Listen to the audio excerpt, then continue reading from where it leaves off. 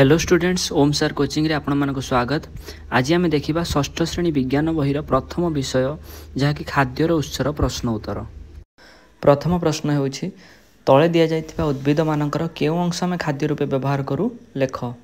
तो किछि उद्भिदर नाम लिखाई छि जेमति कि टमाटो तार फल, कदली तार फूल फल कांड, आंब तार फल, नड़ियार फल, पियाजर पत्र और कांड, आखुर कांड, अदार कांड, पोईर पत्र और कांड, शिंबर फल, खड़ार पत्र एवं कांड को खाद्य रूपे ग्रहण करथांती। द्वितीय प्रश्न देछि तले केतेक खाद्यर नाम दिया जायछि से खाद्यर उपादान गुड़िक लेख। तो प्रथमे देछि केक। केक्र मैदा, चीनी, खाइबा सोडा, अंडा, पानी, काजू, किशमिश। ठीक सेमती क्षीर गजा तार मैदा, क्षीर, चीनी, गुजराती घी, सोडा। रसगोलार छेना, चीनी, सुजी, पानी, लुण। घांट तरकारी रे आलू, कखारु, माटी आलू, सोला, मटर, नड़िया, पानी, तेल, पियाज एसबू। काकरा रे सुजी, अटा, चीनी, पानी, तेल, लुण। सुजी हलुआ रे सुजी, चीनी, पानी, तेल, लुण, गुजराती।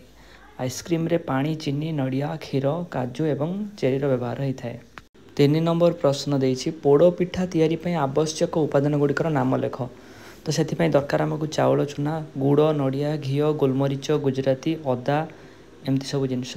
खरे देछि सही उपादान गुड़िक केउठारु मिले उपयुक्त स्तंभ रे ठीक चिन्ह द्वारा सूचित कर। उपादान तले मु लिखि देछि जे सब उपादान मु ऊपर लिखिथिले जेमति कि चाउल चूना, गुड़, नड़िया, घी एसबू। प्राणी ठार मिलुथिबा उपादान होछि घी।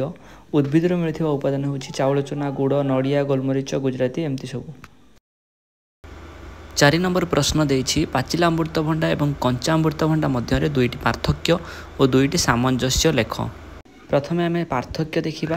कंचा अमृतभंडार स्वाद क्षारिया किंतु पाचिला अमृतभंडार स्वाद होछि मीठा। कंचा अमृतभंडार चोपार रंग सबुज, पाचिला अमृतभंडार चोपार रंग हलदिया।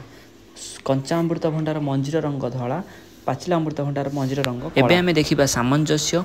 उभय कंचा अमृतभंडा एवं पाचिला अमृतभंडा उद्भिदर मिलिथा एवं एहाकू खाद्य रूप में ग्रहण करा जाए। एबे देखिबा 5 नंबर प्रश्न जो क स्तंभ थिबा प्रत्येक खाद्य को ख स्तंभ दिया जाइथिबा संपर्कित उद्भिद और प्राणी सहित संयोग कर। आमे घी को गाई सह जोड़ी परिबा, महू को फूल गछ, आचार को मेथी गछ नहेले सोरिष गछ सह भी जोड़ा हो पारिबो, बड़ी को बिरी गछ, राबेड़ी को गाई सह, हालुआ को गहम गछ सह, पकुड़ी को बूट गछ एवं बिरयानी को कुकुड़ा सह जोड़ी देवा। 6 नंबर क प्रश्नटी देछि पालंग शाग जो खाद्य तैयारी पई उपादान रूप में व्यवहार करा जाए ता भितर 5टी खाद्यर नाम लेख। तो यार उत्तर हम पालंग तरकारी, पालंग पनीर, पालंग पकुड़ी, पालंग शाग भजा, पालंग रायता। खरे देछि अंडा जो खाद्य पई उपादान रूप में व्यवहार करा जाए से गुड़िकर नाम लेख। यार उत्तर हम केक, अंडा तरकारी, ऑमलेट, तड़का एवं चाउमिन। 7 नंबर प्रश्नटी देछि तुम अंचल जदि आज सबू पोक माछि लोप पाइबे तेबे क्यों क्यों जीव मानकर असुविधा हेबो ता भितर 5टीर नाम लेख। उत्तर होछि बेंग, झिटिपिटी, कुकुड़ा, बतक एवं एंडुओ। एमिति सबू विषयर प्रश्न उत्तर पाइबा पई ओम सर कोचिंग चैनल को एबे ही सब्सक्राइब कर दियंतु।